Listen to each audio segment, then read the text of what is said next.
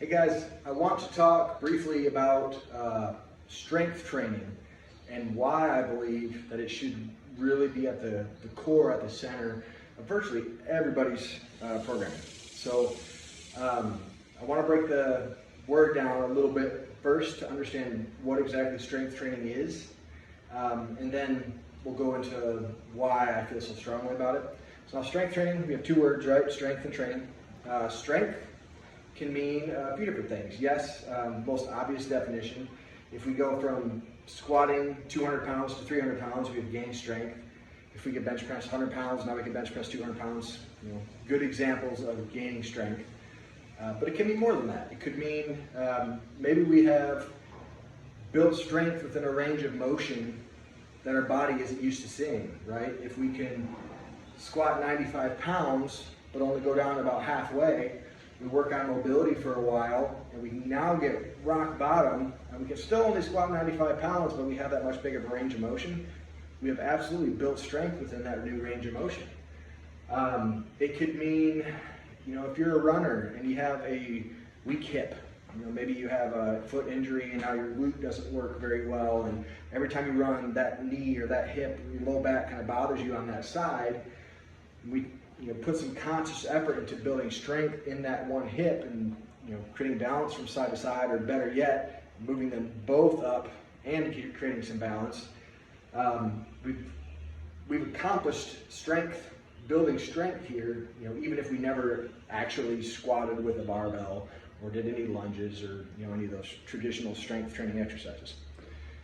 The second word, training, is maybe more misunderstood, but even more important. For it to be considered training, we really need like an end goal, we need a target, and we need to approach things systematically, right? I've written about this a little bit in the past, but we talk about the literal definition of training. It's to improve a specific aspect of ourselves, versus exercise, which is really just anything to improve or maintain general health. So when we talk about something like a group fitness class, like a boot camp style class, yeah, it's gonna be good for your heart. You're out running around and doing burpees and slamming balls and whatever. It's definitely better than doing nothing, right? So I don't want to dog on group fitness too much or anything like that. But by definition, it can't be training because we're just kind of doing random stuff, right? In strength training, we have specific exercises chosen for a specific reason to address a specific issue or to accomplish a specific task, and then we repeat that exercise. We do it today, just doing enough to kind of stimulate some change, kind of move our body in a certain direction, then we step back and recover from that. The next time we come in, we do just a little bit more and expose it to just a little greater stimulus, come back and rest, and we kind of repeat that cycle, building our capacity again with that one specific task. So in the end, we have this measurable change, right? So for something to be strength training, we need to be building strength in some capacity, and we need to be building it in a systematic, structured, intentional way. So now, why is that so important? Especially if you're a runner, or you just like the boot camp style classes or something like that. Well, there's a number of reasons. So first of all, strength as a physical adaptation improves every other aspect of fitness. Using the runner as an example again, if we now have stronger quads and hip flexors and glutes and hamstrings and calves, every step you take, we can now produce the same amount of force, but we're using a smaller percentage of your total force you could be producing, if that makes sense. Or we could put in the same amount of effort, but we're actually now producing more force with every single step that we take. So we're talking faster runners, and believe it or not, better endurance, without actually improving our cardiorespiratory system. On that note, somebody who's deconditioned or is kind of new to fitness, strength training actually will have some benefits to heart health and your cardio health. With more experience, doing strength training at a kind of quick pace definitely will get your heart rate up.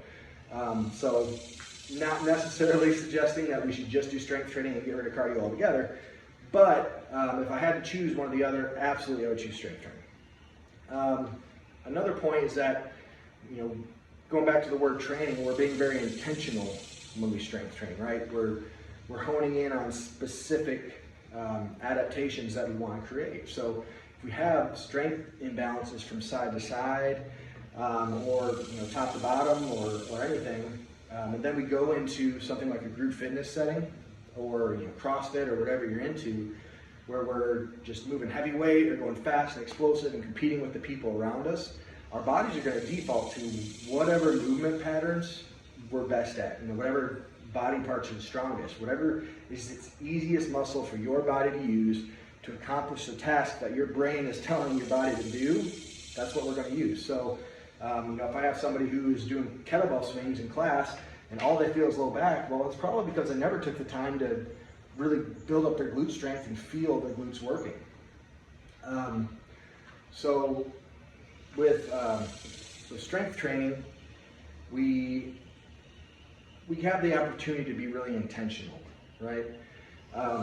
It's an opportunity for us to reinforce good movement patterns, to create them, reinforce them, build strength within them, so that later when we move into those group settings or somewhere where we're trying to perform, maybe a sport or a competition or whatever, ideally those good movement patterns that we created in training are now our default when we're not taking the time to think about it so much. But if we don't ever take a step back from our sport or hobby, then we never really have the opportunity to fix those weak links.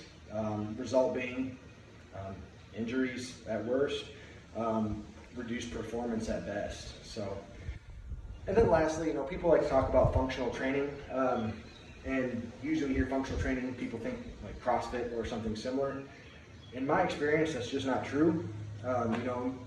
Yeah, there's situations if you're a firefighter or policeman, you need to run and perform at a high level for an extended period of time. But for the average person, most of the time when we need to actually use our physical fitness to accomplish something in our life, we're talking about moving some furniture, carrying groceries, helping somebody push the car out of the road, or pick up your Great Dane when he hurts his leg and carry him to the car or whatever. Strength is just kind of a more valuable adaptation. It just makes you a more useful person in general. And then bonus tip, strength just takes a long time to develop, right? When we strength train, when we get physically stronger, we're creating structural changes within our body. So the downside of that is that it just takes time.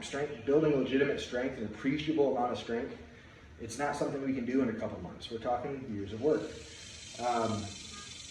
But also, because we're creating structural changes, those gains tend to stick, meaning if we have like a couple months of layoff from training, if we've gained some real strength, when we come back to training, we will probably still have most of that strength, and anything we lost will come back pretty quickly. Contrast that with conditioning, which is comparatively cheap, meaning we can gain a decent level of conditioning pretty quick, and then you stop training for a month or two and you will lose it all just as quick. So all that is to say, it just makes sense to keep strength training as a constant in your programming. Not saying you can't do other things, but 2 or 3 days a week to take the time, do an honest assessment of yourself, find your weak links, approach your strength training intelligently to knock those out and accomplish any other goals that you might have related to strength training. And that should just be there all the time, because it takes a long time to build that strength. It's going to make sure you stay balanced and gives you an opportunity to again, just be reinforcing good movement outside of the context of however you choose to express your fitness otherwise. Has the biggest impact on body composition. It's really just the most valuable use of your time. So if you're not already strength training, strongly encourage it. If you're a runner and you're not strength training, you don't think it's important, I hope this gave you a new perspective. Anything I can do to help, if you have any questions about how to implement strength training and what you're already doing, please don't hesitate to reach out. I'm happy to answer any questions that you might have. All right, guys, thanks. You have a great day.